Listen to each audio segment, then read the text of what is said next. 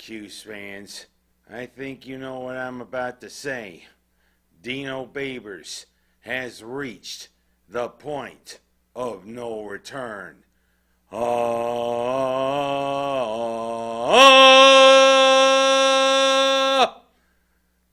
that I don't break any more studio microphones, let me explain. Nice little bit of subterfuge before the game, telling us that Garrett Schrader wasn't going to be playing. But now we find out that, hey, Carlos Del Rio Wilson, we got to get him some reps. You know what? I'm wondering why the hell Florida recruited him in the first place. Kid can't complete a pass to save his soul. What a horrible stat line. I mean, he only completed 7 passes for 37 yards. All the offense was pretty much generated by LaKen Allen running. And I mean, Wilson running pretty much for his life. But you know what? That pretty much seriously damaged any hopes of going to a bowl game. Allowing Boston College to run all over us, possess the ball for like 42 minutes, and win 17-10. I'm just wondering now, I mean, is Schrader going to be playing the rest of the season? And also Wilson came up gimpy. That means we'll be going to our third stringer. Lord have mercy. And I mean, we might as well say that. Because you know what? Lord have mercy on this team right now. They are a mess. And it's all your fault, Babers. You caused this darn thing. And now I think it's time to move on from you. Yeah, you're nice and everything, but you can't coach worth a shit. And I mean, it's really showing right now. I don't know whether we can beat Pitt this Saturday down in Yankee Stadium. I don't know whether we can go down to Atlanta and beat Georgia Tech. Hell, for the final game of the season, I don't know whether we can beat the Demon Deacons of Wake Forest. Could be a 4-8 finish, which all but guarantees you'll be gone. And there'll be someone new here to coach them. As right now, this team is a freaking mess. A real mess. Caused by you, Babers. I'm sick and, I almost don't want to see your face. The 4-0, what a teaser. Now we get to ACC play and we see how this team really is. Of course, it's all your coaching. It's all you're doing because they play undisciplined football. And hey, conditioning sucks because it seems as though we're having all sorts of injuries. What about it, Babers? You suck. And that's all I'm going to talk about with the Syracuse football team. As I'm going on to another one that's kind of iffy. Buffalo had started out like gangbusters. I thought this team was going to carry all the way to the Super Bowl. And the last 5 games, what happened? I just don't know. Buffalo is lucky that they won the 2 games in that 5-game stretch anyway. Surviving against the Giants and surviving a Hail Mary against Tampa Bay. It seems as though Cincinnati and Joe Burrow and his arrogant self-righteousness is now the new nemesis.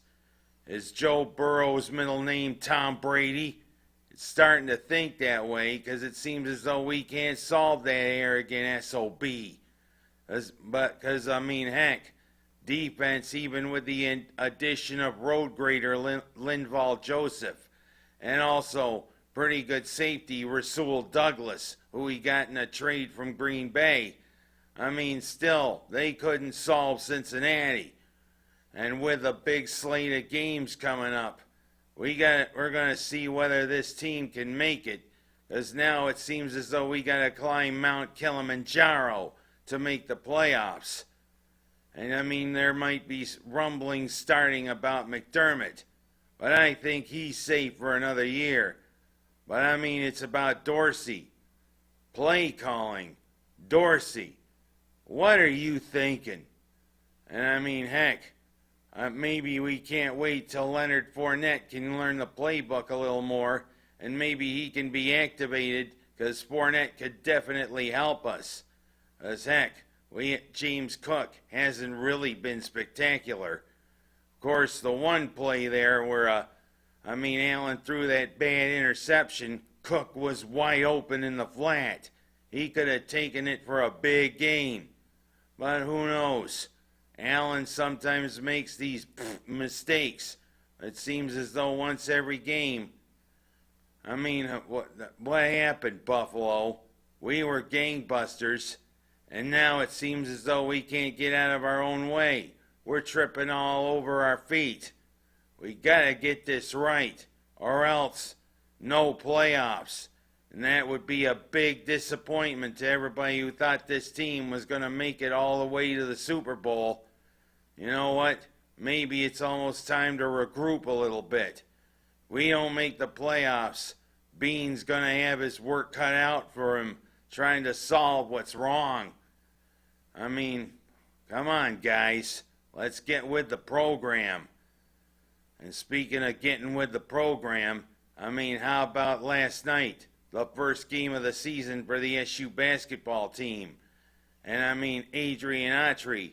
I think this was a game where he kind of wanted to see what works. And it was pretty good seeing his enthusiasm when players like Mintz, players like Bell, and that were throwing down shots. And of course, I want to keep my eye on McLeod. He's now the tallest player to ever put on a Syracuse uniform, and he says he hasn't stopped growing. Heck, he could be almost as tall as Manute Bol was. And that would be a great presence there in the center. They're doing the dirty work. Heck, he could just stand on his feet, raise his arm, block a shot. Boy, that kind of sounds exciting once he develops. And like I said, Autry, I think, was doing a lot of experimenting. Michigots. I reckon. You crazy Iracon. You put in too much. Don't hit me with that. How about I hit you with the pestle or the mortar? The mortar the merrier. All right, stop doing the Three Stooges when it comes to experimenting. But of course, that's what I think last night was for Autry and the Orange. Pretty decent victory over a game New Hampshire team, and our old friends from Buffalo coming in tomorrow night, the good old Golden Griffins of Canisius. We ought to play them a little more. We used to have a pretty good rivalry with the Golden Griffins, but I digress. I'm not the one who makes up the schedule. Of course, we play them. We play Niagara a little bit more later this year. Why couldn't we schedule St. Bonaventure? Yeah, the ones that drove the Buffalo Braves out of town. The good old Catholics of Western New York. Of course, I shouldn't talk bad about Catholics. I am one. But I digress.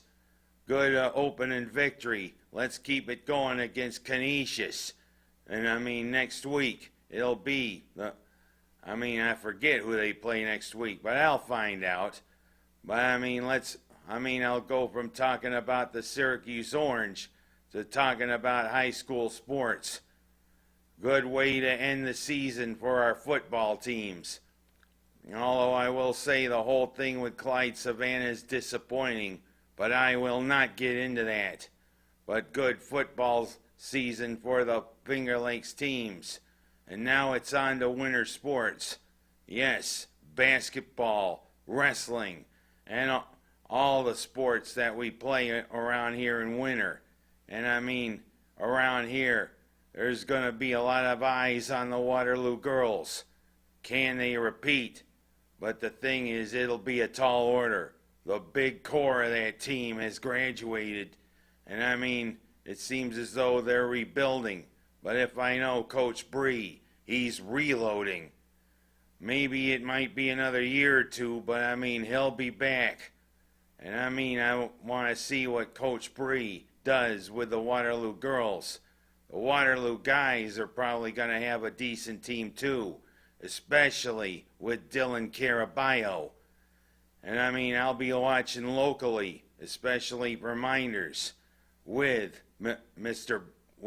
Jack Brady being one of the leaders of the Minders boys team. Yeah, you gotta watch out for those Brady kids. Yeah, they don't have Alice as their maid, but hey, they don't live in a big house and they don't sing about the Brady Bunch. Of course, you talk to Noreen and there definitely is a Brady Bunch. But you know what? I'll say last but not least, I mean, it was a sad end to the Bedlam rivalry with Oklahoma and Oklahoma State. Oklahoma State won, but it's sad when all this conference realignment and everything ends a great rivalry. But I do commend Mike Gundy for his comments, saying how he often spit in the face of Brian Bosworth and vice versa during his playing days. You know, that's rivalry football. There should be more of that. But of course, conference realignment takes care of it. Kudos to Mike Gundy for his comments. And kudos to the Orange basketball team, that is. Because, hey, I'm wondering how disastrous the finish is going to be for the Syracuse football team. And let's go, Buffalo. Get it right. We got big games coming up. Right the ship. I'm Ken Haas, and that's my story, and I'm sticking to it.